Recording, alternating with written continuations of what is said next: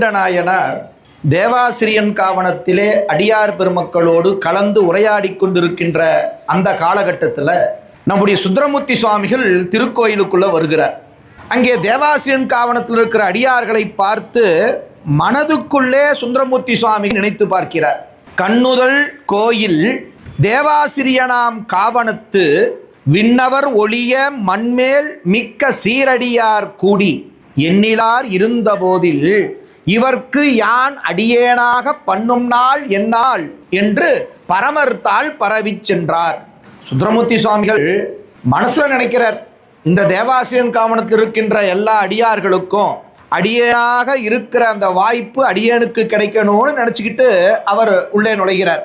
ஆனால் விரண்மிண்ட நாயனார் என்ன நினைக்கிறார் அப்படின்னா, இந்த சுந்தரமூர்த்தி சுவாமிகள் யாரையும் வணங்காம, சிவனடியார்களை வணங்காம கோயிலுக்குள்ள நுழைகின்றபடியினாலே இந்த சுந்தரமூர்த்தி சுவாமிகள் புறகு என்று சொல்லுகின்றார்.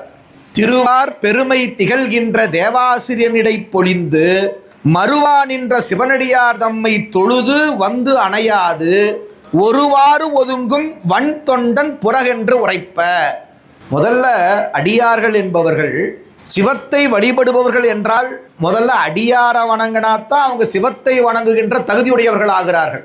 நான் சிவபெருமானை கும்பிடுவேன், ஆனால் சிவனடியாரை கும்பிட மாட்டேன்னு யாராவது சொல்வார்களே ஆனால் அவர்கள் சிவனடியார்களே அல்ல என்பதுதான் நம்முடைய 12 திருமுறைகளும் 14 சாத்திரங்களும் சொல்லுகின்ற உண்மை.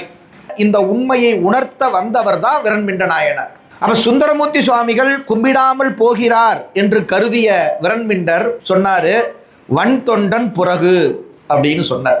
வன் தொண்டன் புறகு அப்படின்னு சொன்ன உடனே பக்கத்தில் இருக்கிற அடியார்கள் எல்லாம் சொல்லியிருக்கிறாங்க, சாமி அவர் யார் தெரியுமா? தம்பிரான் தோழர், சிவபெருமானுடைய நெருங்கிய நண்பர், அவரை போய் புறகுன்னு சொல்றீங்களே, சிவபெருமான் கோச்சிக்க மாட்டாரா அப்படின்னு சொன்னபோது விரண்மிண்டர் சொன்னாராமா, அப்படியா? அப்படியானால் பிரானாம் தன்மை பிறை சூடி பூனார் அரவம் புனைந்தார்க்கும் புறகு. அந்த சிவபெருமானை நான் தள்ளி வைக்கிறேன்ட்டார்.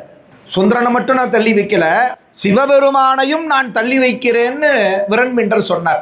யோசிச்சு பாருங்க, தன்னுடைய தலைவனையே, ஏன் இறைவனையே தள்ளி வைக்கக்கூடிய பெருமை உடையவர் யாருன்னு கேட்டா விரண்மிண்ட நாயனார்.